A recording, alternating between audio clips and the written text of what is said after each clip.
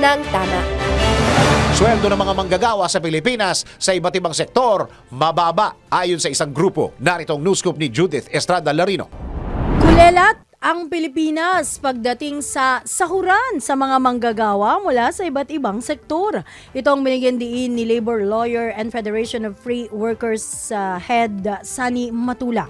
Matapos sa ipanukala sa Senado ang 100 pisong dagdag sahod sa mga manggagawa.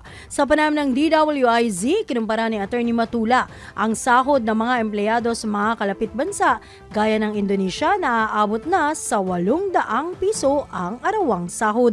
At yung ating mga senador ay pinag-aralan naman yan. At nakikita natin naman na ikumpara sa ibang bansa, yung mga manggagawa sa Pilipinas ay kulilat kung ating titingnan yung minimum wage. Yung ating kapitbahay na Indonesia ay higit na 800 pesos na ang minimum wage per day. Yung ating mga Malaysian counterpart ay 900 pesos. Mas mataas yun siyempre yung ating mga Singaporean, yung mga kamanggagawa at mas mataas yung minimum wage na.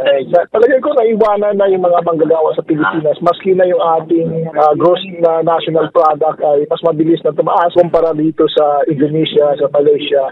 Ipinanawagan ng abogado sa mga mambabatas na repasuhin ang taas sahod para sa mga manggagawa sa halip na tutukan ang charter change. Dapat i-review na yan ng ating mga mambabatas kasi very discriminatory na at irrational na. Mantakin mo na 610 pesos dito sa Metro Manila. Pero doon sa BAN, 341 pesos at mas mataas ata ang cost of living sa farm. At naku, yung ating mga, tingnan mo lang yung ating mga agricultural workers. Dito sa Metro Manila, mas mababa sila sa non-agricultural workers, mga higit 30 pesos. So bakit naman, iba na ba ang sikmura ng mga agricultural workers natin doon sa mga non-agricultural workers? Kaya yun po dapat ang i-review ng ating mga kongresista. Palagay ko ay huwag muna nilang itutok doon sa Chacha o sa People's Initiative. Tutukan muna nila yung labor agenda at yung pangangailangan ng ating mga manggagawa.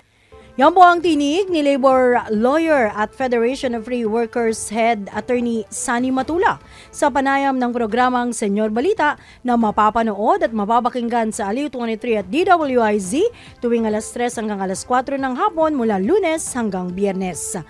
Yan ang aking news scoop. Ako, si Judith Estrada Larino, nagbabalita ng tama, naglilingkod ng tama.